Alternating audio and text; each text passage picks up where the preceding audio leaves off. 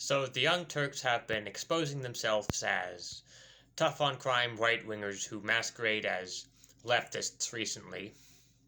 And Anna recently did a segment I talked about where the title it was titled "Why Are Violent Criminals Not Serving Jail Time in California?" where she made it sound like the DA let this one guy just get off the hook and let him out of prison just for nothing. It's just blatant propaganda. So they had Olayemi Olurin on their show, and she is a public defender who has knowledge about the criminal justice system and advocating for certain people who have been incarcerated to have lower prison sentences. So they decided to have her on, and I would like to show you this one clip where Olayemi was able to school Cenk, expose his lack of knowledge on the issue of bail reform.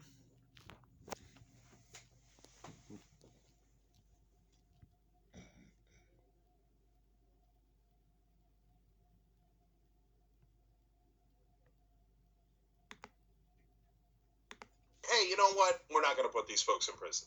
Because Olay, right now, what we did, I was massively in favor of bail reform. I'm beginning to think I was wrong. And why? And reducing some crimes. Look, it makes a lot of sense because the things that the sentences we fought for, you're a public defender, so you'd have an interesting perspective on this. The sentences we fought for, I think, are the better sentences, the more just sentences, the ones that are reduced. But the problem is the prosecutors need room for plea deals. And since they don't have room for plea deals, they're bringing them all the way down to almost nothing. So then the prosecutors aren't bothering to prosecute these crimes, and the cops aren't bothering to arrest people. And Olay saying it's not happening it's not productive. You're saying, Cenk, you want to say, you're telling me it's not productive, but I'm actually the person that represents people in court and has a literally living array of what the system looks like. And I can tell you that, one, the arrests are happening.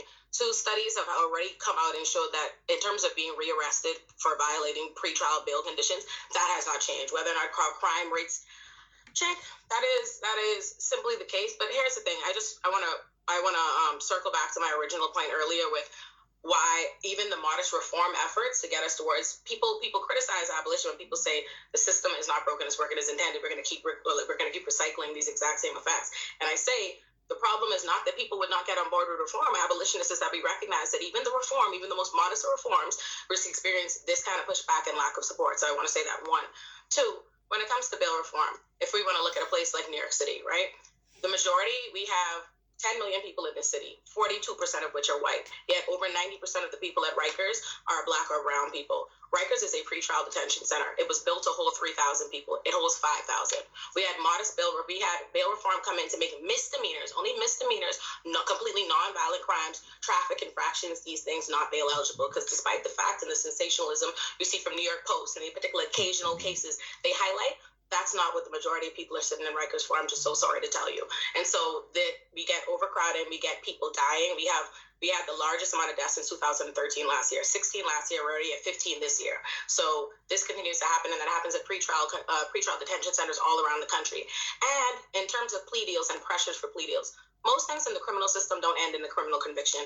Right? Most things in the criminal system never see the light of a trial. What happens is they arrest poor people. They're able to place cash bail on them. And because these people they're free, they can't buy their freedom, they accept plea deals. They take time served. They accept criminal convictions just because they want to get out. Even though if the system actually were allowed to play out the way it's supposed to and afford them their rights, that wouldn't have happened. And then they get out, and now they have a criminal conviction that makes it worse. These were already the poorest people in society. It's a fact that the court recognized when they assigned them a public defender and when they gave them bail. And yet these people now have a criminal conviction that prevents them from getting any kind of job. They usually lost the job that they have. It affects their housing. There's orders of protection, and their lives are changed in fundamental ways that no longer just impacts them, but impacts their family. And a cycle of that contributes to violence, it contributes to crime, and it doesn't help anybody get anywhere. So as far as what you're talking about with bail reform, the reality, despite the fear mongering and everything that's happened, is it hasn't changed our crime rates. People who are being released from Rikers, or they're not being detained because their cases are not. Cenk, you don't have to agree with me, but the reality is I have experience with it. So yeah. wait, hold on. I'm sorry. I'm sorry, but Olay's responding to me shaking my head off camera, which she can see, Mhm. and I'm happy to do it on camera, right? So look, first of all, number of people rearrested awaiting trial is all the way up to 33% of the detainees in New York, and so the idea that it's not happening is just not true. And you have your perspective on it, which is really valuable, and that's why we're having this discussion. She has the right perspective. Lay is telling you in her experience that is the recidivists, etc., are a tiny minority. The overwhelming majority are poor folks. Cenk, do you believe in a presumption of innocence? Yeah, of course I do. Do you? Yeah, I do. I do. Well, hold on, let me finish. But Olay, you're invalidating the experiences of all tons of middle class and working class and poor people in this country who are saying, there's a guy on the corner selling fentanyl. I'm calling the cops. They're not coming. There's a guy on the corner with a gun. He's pointing it at me as I'm walking into my apartment. I call the cops. They're not coming.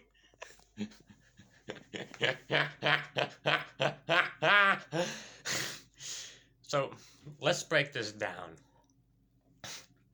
As Olayemi explains, poverty and the economic inequality are the root causes of crime. When someone gets assigned bail, cash bail, and a lawyer to defend them, it's because those people who get the cash bail, they're the poor people. So, what the reason what the poor people end up doing with what these people end up doing with the cash bail is they end up taking it because they don't have any other option, and once they go to prison, then they have a criminal record, and it wrecks their lives because they can't get a job, and they have issues finding housing. So and eventually, these people who are poor, they come from a background which is of poor people, and they eventually have kids, and then their kids end up in the same sort of gangs as they do, and it's a never-ending cycle. But Cenk doesn't understand any of that. He thinks that the problem is that prosecutors are just letting criminals off the hook. And Olayemi, she just doesn't understand all the poor people, and poor people who Olayemi just doesn't understand all the poor people and all the violent criminals who are selling people fentanyl on the streets. No one sells fentanyl on the streets. They know that if they sell it on the street, they're going to get caught by the cops, so they sell it in apartments. But Cenk doesn't understand any of that. And there's one more part of this I would like to show you. It's near the end of the interview, where you can see Cenk coping, just looking at the look on his face.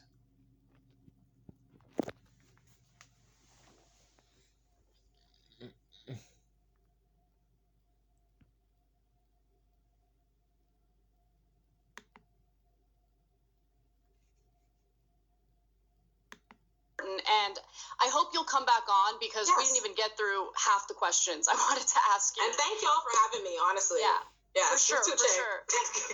Yeah, no, I hear you. Olay, I love that you came on. I love the discussion, even when it gets heated. And I Yeah. appreciate that you made as good a case for it as I've ever seen. Definitely. In other words, okay, I'll admit that I lost the debate. Having said that, I don't agree. I didn't think you would, Cenk. I did not come here expecting. I did not think you would. I am just here to put the information out. I will be happy if at any point in time in the next months you say to me, if you say to DM, like, you know what? I thought about something you said. That's all I'm hoping to get. You know what I mean? That's all I can hope for. And Yeah. I just caution everybody. First of all, don't tell people who've been the toughest on cops in all of media that The toughest on cops in all of media? I mean, let me show you something.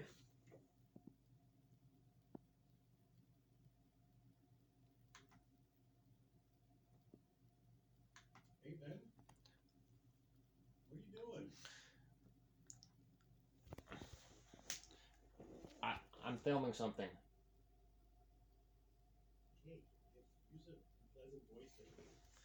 on TYT crime, I googled TYT crime, and all you get is you get titles like why are violent criminals not serving jail time in California, as I mentioned before. Man walks free after committing disgusting crime. Man previously arrested 41 times assaults innocent worker. Like, this is just propaganda. I mean, if it's not propaganda, I don't know what is. I mean, Cenk and Anna, they get so sensitive when you accuse them of doing propaganda. But I mean, if you're gonna cover these stories without any context, without talking about the social conditions that these people who commit these crimes are in, then you are doing propaganda. You're saying that they're doing these things as individuals. I'm sorry. And let's go back to the video.